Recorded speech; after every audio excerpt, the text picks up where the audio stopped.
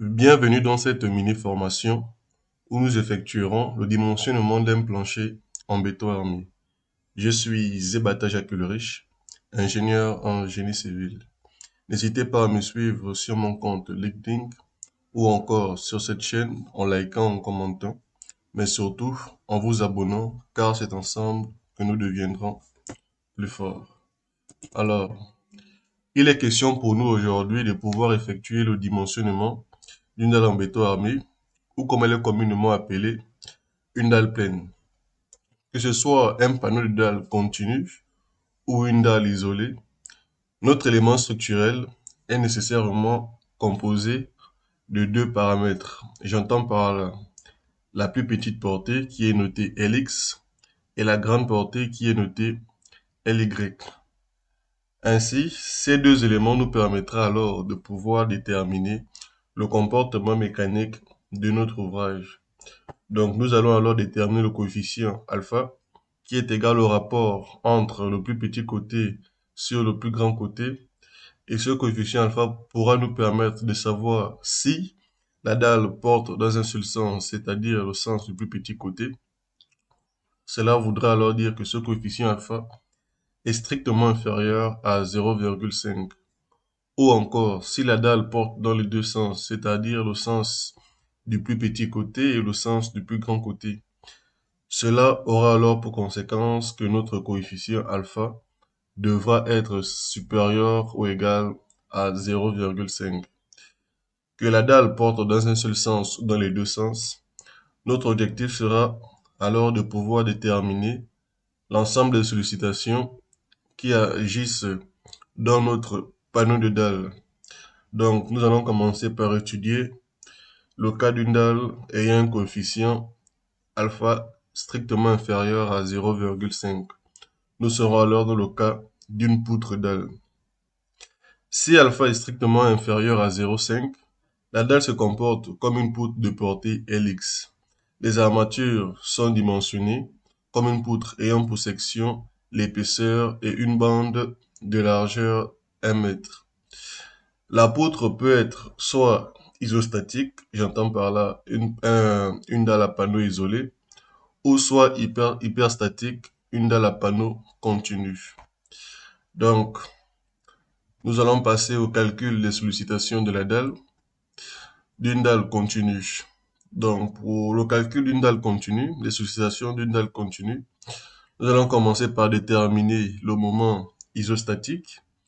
Étant donné que notre dalle porte dans un seul sens, le sens du plus petit côté, la dalle fléchira également dans le sens des x. Voilà pourquoi notre moment sera noté MOX.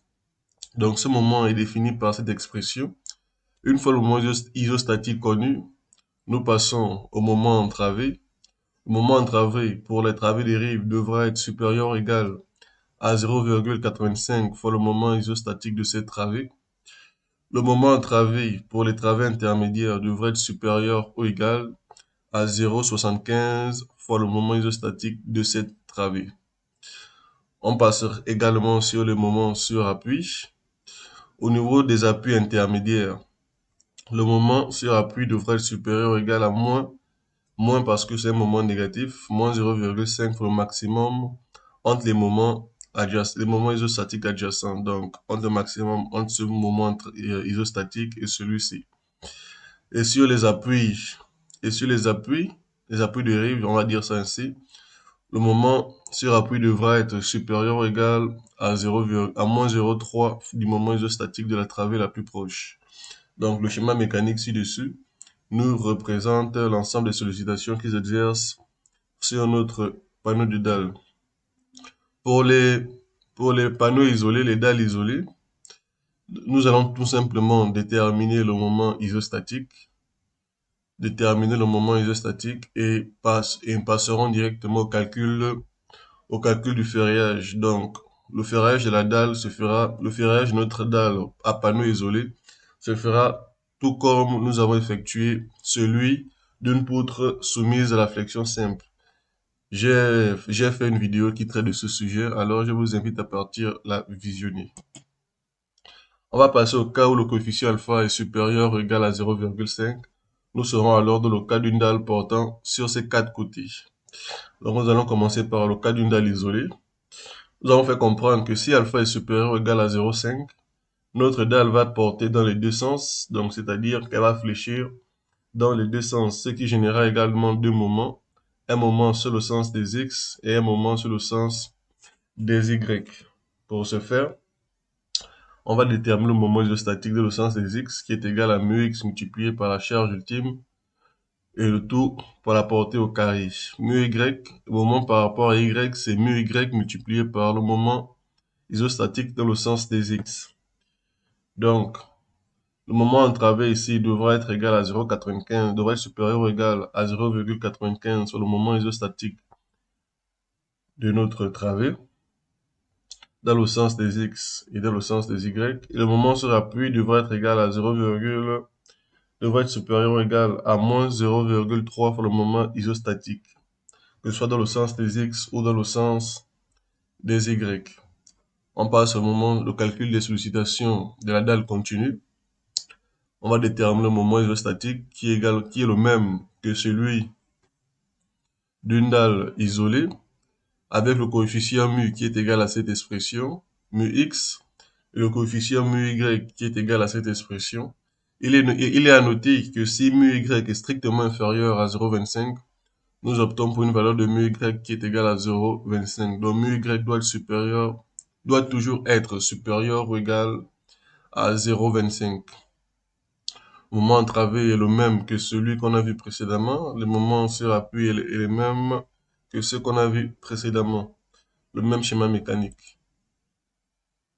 Alors, nous allons passer une application numérique afin de pouvoir mettre en pratique tout ce que nous avons vu pendant cette première partie de vidéo.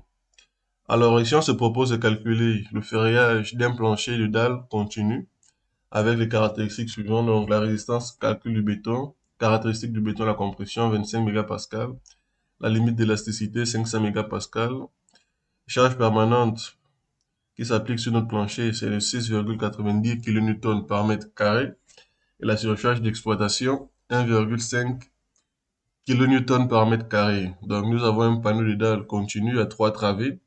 Donc la première travée, une portée de 4,2 mètres, portée entre nus. Deuxième travée 4 mètres et la troisième travée 4,10 mètres.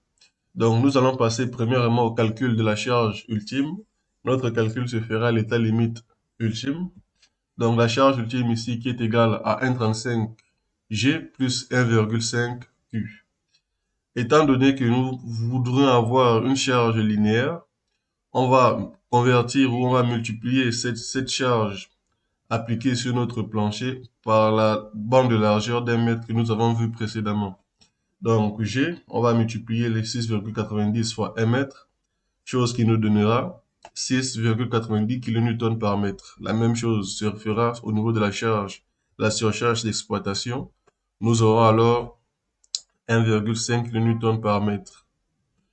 On fait l'application numérique de notre charge ultime. Nous obtenons une valeur de 11,56 kN par mètre. Le schéma mécanique ici nous illustre alors la manière dont nous allons effectuer notre calcul de sollicitation. Donc nous devrons avoir un moment sur appui ici, un moment entravé, moment sur appui, moment sur entravé, moment sur appui, moment entravé et moment sur appui. Donc nous avons 4 appuis et 3 travées. Nous allons commencer par le calcul du sens de portée afin de déterminer le comportement mécanique de nos différentes travées. Donc, on va déterminer le coefficient alpha de la première travée. Alpha ici est égal à 4,20 qui est la largeur, multiplié par les 9,4 qui est la longueur de notre travée. Nous obtenons une valeur de 0,45. Ainsi, alpha est strictement inférieur à 0,5. La première travée portera dans un seul sens, le sens du plus petit côté. On fait la même application sur la deuxième et troisième travée. Nous constatons également que ces travées portent dans un seul sens. Donc, nos trois travées travailleront dans le sens du plus petit côté, donc dans le sens des X. Donc, une fois le comportement mécanique de notre dalle connu, nous allons tout simplement passer au calcul du moment isostatique. Étant donné que notre dalle est un panneau continu, mais également qu'elle porte dans un seul sens, le moment isostatique sera déterminé par la charge ultime multipliée par la portée, le tout au carré. Donc pour la première travée, on va prendre les 11,56 multiplié par les 4,20 mètres, le tout divisé par 8. Nous obtenons une valeur de 25,49 kN. La deuxième travée, nous obtenons une valeur de 23,18, 23,12. Et la dernière travée, nous obtenons une valeur de 24,29 kN. Nous avons déterminé l'ensemble des moments isostatiques de nos travées. On passe alors au calcul des moments en travée. La première travée est une travée de rive. Le schéma mécanique nous fait comprendre que notre moment devrait être supérieur ou égal à 0,85 du moment isostatique de cette travée. Donc le moment en travée est égal à 0,85 le moment isostatique de cette travée qui nous donne 21,67. La deuxième travée est une travée de rive, donc cette valeur devrait être égale à 0,75 fois le moment isostatique de cette travée. Nous faisons l'application numérique, nous obtenons cette valeur. Pour la troisième travée, elle est également une travée de rive. Nous faisons l'application numérique et nous obtenons 20,64 kN. Le moment isostatique et en travée connu, on passe au moment sur appui. Pour le premier appui, notre appui est un appui de rive. Donc, on va écrire cette expression. Moins 0,3 pour le moment isostatique de la travée la plus proche. Donc, on va prendre moins 0,3 pour le moment isostatique de la première travée. Nous obtenons moins 7,67. Pour l'appui numéro 2, c'est moins 0,5 pour le max entre le moment isostatique généré par cette travée et le moment isostatique généré par cette travée. Nous obtenons une valeur de moins 12,75. Nous faisons la même chose pour l'appui numéro 3. Nous obtenons moins 12,15. Et l'appui numéro 4, étant un appui de rive, nous obtenons une valeur de moins 7,27. Donc, nous avons calculé l'ensemble de nos sollicitations qui agisseront dans notre panneau de dalle. Donc, ici, on a récapitulé. Nous avons récapitulé l'ensemble des sollicitations, donc les moments sur appui, les 4 moments sur appui et les 3 moments entravés. Une fois ce tableau effectué, nous allons alors passer au calcul des armatures. Pour ce faire, nous allons illustrer le dimensionnement de l'appui numéro 1. On va passer au calcul du moment réduit, qui est égal au moment généré par l'appui numéro 1, qui est en valeur absolue. Étant donné que c'est un moment négatif, le taux divisé par la bande de largeur d'un mètre multiplié par la distance utile au carré, le taux multiplié par la résistance au calcul du béton. Nous faisons l'application numérique. Nous obtenons une valeur de moment réduit de 0,025. Nous constatons qu'elle est strictement inférieure au mu AB qui est égal à 0,056. Ainsi, nous serons dans le cas nous serons dans le pivot A. Ainsi, nous serons dans le pivot A. Nous constatons également que notre moment réduit est strictement inférieur au moment limite, qui est égal à 0,39.